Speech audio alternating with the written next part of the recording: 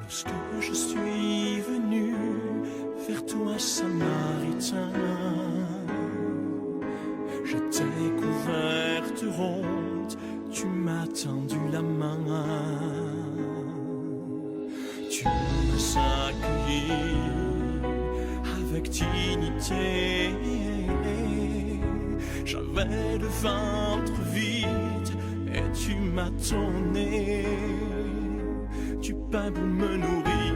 Tu m'as rassasié, tu m'as donné de quoi me désaltérer. Vous qui venez, vous dans le fardeau et lourd, je vous appelle.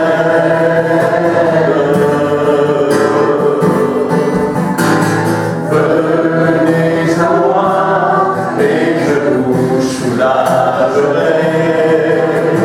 Alléluia, Alléluia.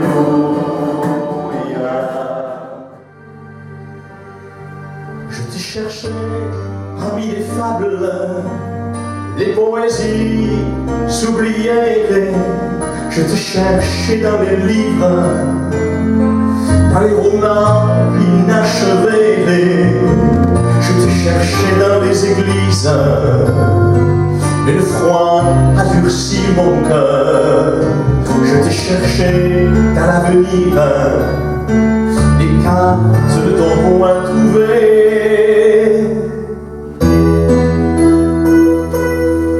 Je te cherchais parmi les hommes qui se disent Dieu sur la terre. Je te cherchais parmi les idoles, mais elles n'ont pas pu parler.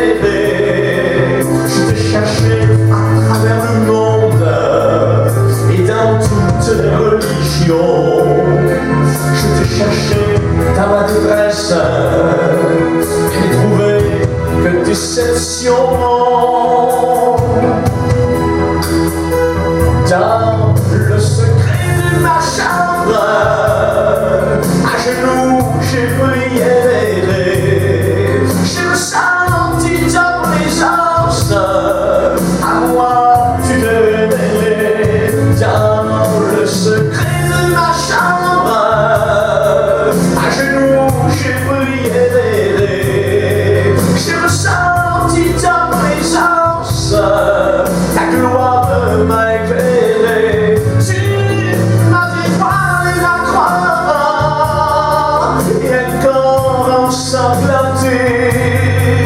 Tes yeux remplis d'amour qui demandent à pardonner. Tes clous transperçant tes femmes qui avaient tant donné. Dans le secret de ma chambre, tu t'es révélé. Merci Seigneur. Gloire à Dieu. Voilà. Un chant qui nous parle d'une personne qui a cherché.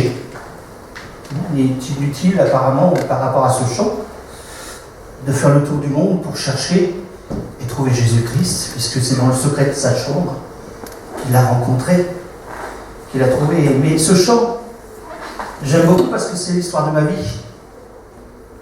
Parce que j'ai cherché dans beaucoup de domaines ce que mon cœur me réclamait. Cette pensée de l'éternité que Dieu a mis en chacun d'entre nous. Et je l'ai cherché dans beaucoup de domaines. Mais je ne l'ai trouvé qu'en Jésus-Christ. Jésus-Christ a été celui qui a comblé ce vide dans mon cœur, cette pensée de l'éternité qui était dans mon cœur. Cet après-midi, j'aimerais que nous puissions tous ensemble réfléchir sur notre éternité. D'abord, savez-vous qu'il existe une éternité ? Cette éternité, elle est réelle. Quand notre cœur va s'arrêter, eh bien, l'esprit que Dieu a fait habiter en nous va essayer de rejoindre la place que Dieu a pour lui. notre éternité. Il nous faut choisir notre éternité, non pas après l'arrêt du cœur, mais pendant notre vivant. J'aimerais qu'ensemble nous puissions prendre le psaume 1, ensemble lire ce que Dieu conseille. Heureux l'homme qui ne marche pas selon le conseil des méchants, qui ne s'arrête pas sur la voie des pécheurs et qui ne s'assied pas en compagnie des moqueurs, mais qui trouve son plaisir dans la loi de l'Éternel et qui la médite jour et nuit. Il est comme un arbre planté près d'un courant d'eau, qui donne son fruit en sa saison et dont le feuillage ne se flétrit point. Tout ce qu'il fait lui réussit. Il n'en est pas ainsi des méchants qui sont comme la paille que le vent dissipe. C'est pourquoi les méchants ne résistent pas au jour du jugement, ni les pécheurs dans l'assemblée des justes, car l'Éternel connaît la voie des justes et la voie des pécheurs mène à la ruine. Amen. Ce psaume 1, en fait, nous conseille de marcher dans l'intégrité, de suivre, d'écouter, d'obéir à la loi de l'Éternel. Ce psaume concerne peut-être la race humaine tout entière, c'est une certitude. Vous qui êtes ici, et vous qui nous regardez. Tous nous sommes concernés par ce psaume. Heureux l'homme qui ne marche pas selon le conseil des méchants. Ce conseil, le peuple d'Israël ne l'a pas mis en application totalement. Et c'est pour cela que Dieu enverra Amos, un prophète, pour lui annoncer le jugement de Dieu à cause de leur arrogance envers les pauvres. Amos 4, 12, c'est pourquoi Israël, tu vas voir comment je te traite. Tiens-toi donc prêt à comparaître devant moi, ton Dieu. Une autre version dira prépare-toi à la rencontre de ton Dieu. Rien n'a changé sous le soleil. La race humaine veut vivre sans foi ni loi et faire ce que bon lui semble. Mais pour nous, pour tous tes actes et nos actes à nous, à chacun, prépare-toi à la rencontre de ton Dieu. Prépare-toi à comparaître devant Dieu. Avant d'aller plus loin, permettez-moi de vous poser une question. J'aime bien les questions. Qui ici se considère comme chrétien? Levez la main.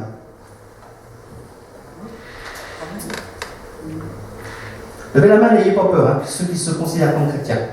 Vous avez raison. Merci. Dans ce que nous avons lu, il s'agissait du peuple d'Israël. Mais un autre passage nous parle de notre comparution devant le tribunal de Christ. Nous, les chrétiens. 2 Corinthiens 5,10, en effet, il nous faudra tous comparaître devant le tribunal de Christ, afin que chacun reçoive le salaire de ce qu'il aura fait, bien ou mal, alors qu'il était dans son corps. Amen. Vous êtes toujours chrétien? Vous êtes toujours chrétien? Vous recevrez le salaire de tout ce que vous aurez fait dans votre corps, bien ou mal. Dans ce passage, les chrétiens devront répondre de leurs actes. Alors certains me diront, ceux qui n'ont pas levé la main par exemple, vous voyez, cela ne nous concerne pas. Je n'ai pas levé la main. Dieu parle d'Israël, parle des chrétiens, mais pas de nous. Mais alors, n'y a-t-il donc rien pour les personnes qui n'ont pas choisi leur camp? Dieu les aurait-il oubliés? Ne croyez pas cela, c'est un mensonge. Car Dieu n'oublie personne. Tous sont concernés, car Dieu nous va préparer une place, appelée la Nouvelle Jérusalem, la cité de Dieu, pour y accueillir tous ceux et celles qui un jour auront confessé le nom de Jésus, qui auront marché selon son enseignement et qui auront cru et auront été baptisés. Dans Jean 14, 2, il y a beaucoup de place dans la maison de mon Père, disait Jésus. Sinon, vous aurais-je dit que j'allais vous préparer le lieu où vous serez? Il y a une grande place. C'est pour cela que la cité de Dieu est immense. Et si immense que cela, pour recevoir tous ceux et celles qui un jour auront confessé le nom de Jésus-Christ. Mais sachez-le bien, le baptême seulement ne sauve pas. Il faut aussi croire et marcher selon sa parole, selon son enseignement. Revenons aux personnes qui n'ont pas choisi leur camp, qui sont assises entre deux chaises, qui veulent bien la bénédiction, mais pas le Dieu des bénédictions. Ils veulent bien la bénédiction, mais pas le reste. Ils ne veulent pas mettre le doigt dans l'engrenage et se laisser conduire et diriger par Dieu. Pour ces gens-là, il y aura aussi un jugement. Vous savez, environ 430 ans avant Jésus-Christ, le prophète Malachie écrivait, vous verrez qu'il n'y a rien de changé. Ce qui se passait autrefois se passe encore aujourd'hui. Mais il écrivait dans Malachie 3, 15 et 16, nous le constatons maintenant. Les gens heureux, ce sont les arrogants. Et les gens prospères, ce sont les malfaiteurs. Même s'ils provoquent Dieu, ils s'en tirent toujours. Alors ceux qui se soumettent au Seigneur ont discuté entre eux. Le Seigneur les a écoutés, il a entendu leurs propos.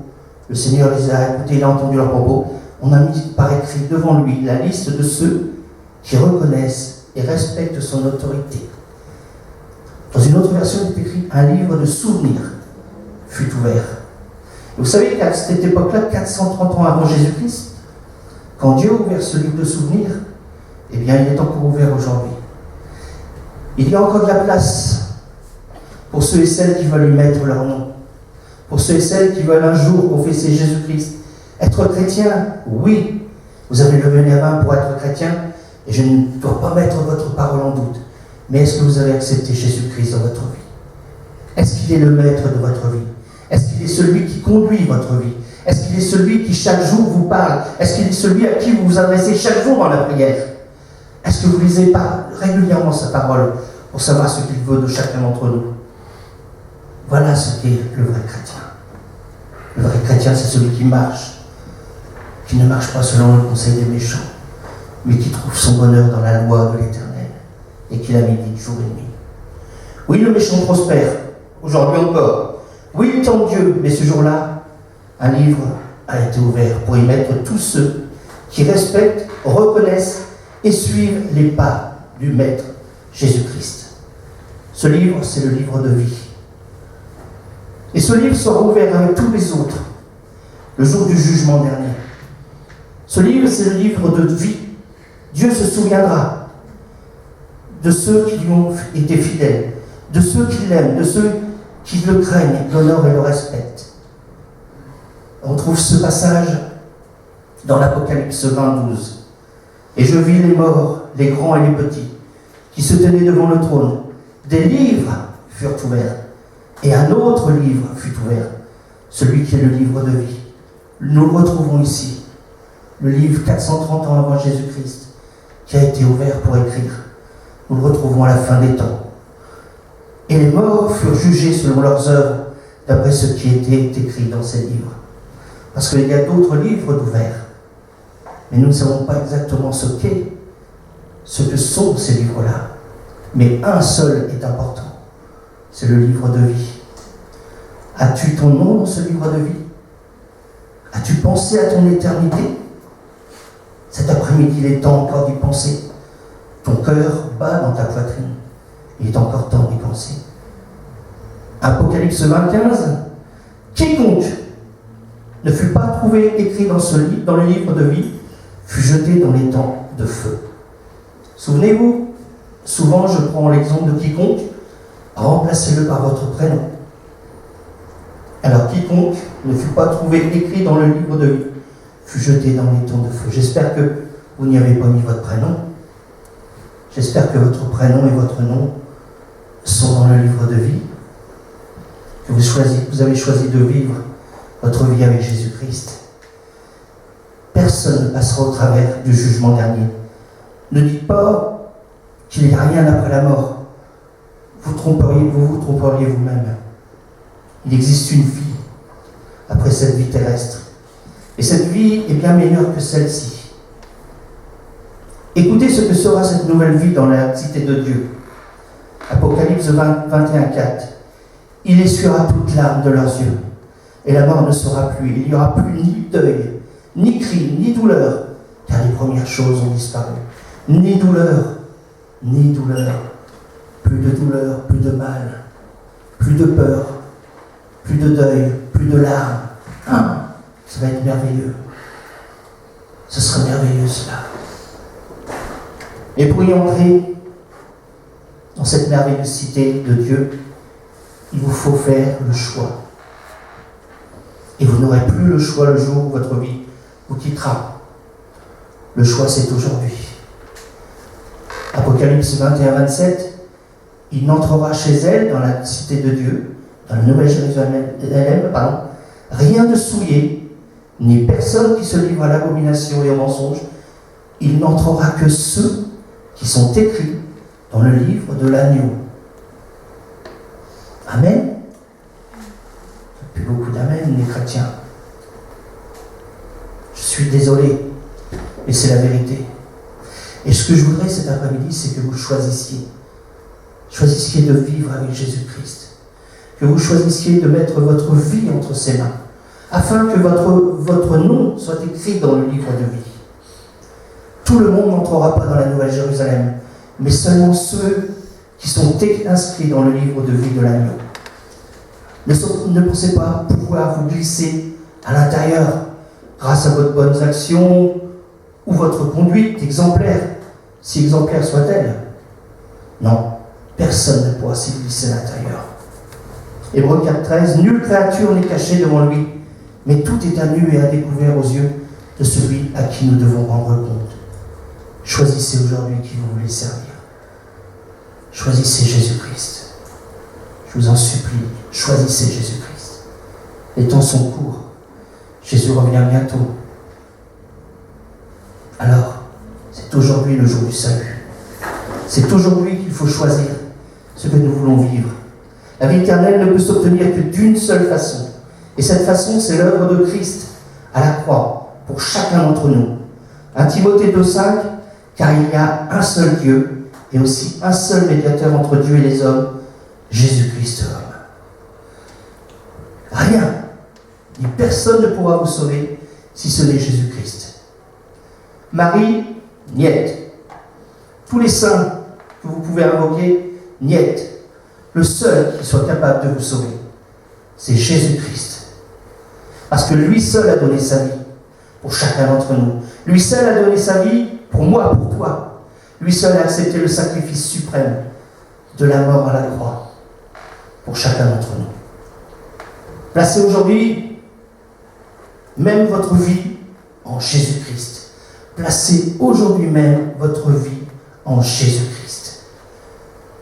Apocalypse 3.5, ceux qui auront remporté la victoire porteront ainsi des vêtements blancs. Je n'effacerai pas leur nom de livre de vie. Je reconnaîtrai devant mon Père et devant ses anges qu'ils sont à moi, dit Jésus. Nous sommes à Jésus-Christ, nous qui avons choisi un jour de le servir. Un jour qu'il puisse conduire et diriger nos vies. Alors choisissez aujourd'hui qui vous voulez servir. Dieu met devant chaque individu cet après-midi un choix. Le choix entre la vie et la mort. Et ce choix, tu l'as aujourd'hui. Où veux-tu passer ton éternité? Dans la cité de Dieu ou dans les temps de feu? Où veux-tu passer ton éternité? Vous savez, ce n'est pas pour vous faire peur qu'on vous dit des choses, mais c'est la réalité des choses. C'est la réalité de ce que Dieu dit dans la parole de Dieu. Et nous avons besoin de choisir un jour, aujourd'hui, qui voulons nous servir. Et je terminerai par ce verset de la parole de Dieu. Dans Deutéronome 30, 19, Dieu parle et dit « J'en prends aujourd'hui à témoin contre vous, le ciel et la terre. J'ai mis devant toi, cet après-midi, la vie et la mort, la bénédiction et la malédiction. » Et le conseil divin dit « Choisis la vie afin que tu vives, toi et ta postérité. » Choisis la vie afin que tu vives, toi et ta postérité.